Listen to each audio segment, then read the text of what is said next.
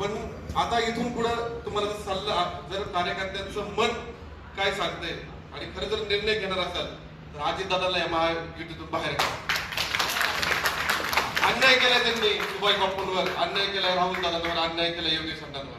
अरे मंत्री झाली असती तिघे लोक आपली, महामंडळ मिळलं असतं अनेक लोकांना.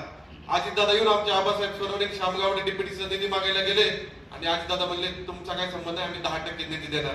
अरे नको आपल्याला सत्ता ही पुढची विधानसभेची, पण अजितदादा असेल तर पाहिजे का सत्ता आपल्याला पुणे जिल्ह्यातल्या कार्यकर्त्यांना? बापू, पुणे जिल्हा आणि सोलापूरची तीच परिस्थिती आहे. तुम्हाला तर पालकमंत्री काय दुसराच मिळालेला आहे आतापर्यंत. स्वाभिमानी नेतृत्व या पुणे जिल्ह्याला मिळत नाहीये. पुणे जिल्ह्यातल्या लोकांचं हाल झालेले आहेत. ज्या राष्ट्रवादीशी गेल्या 10 वर्षापासून आम्ही विरोध करतोय, ती राष्ट्रवादीचे अजितदादा तुम्ही आमच्या भोकांडे दिले आणि अक्षरशः कार्यकर्ते आज भीतीच्या वातावरणामध्ये. कशासाठी घेतलंय?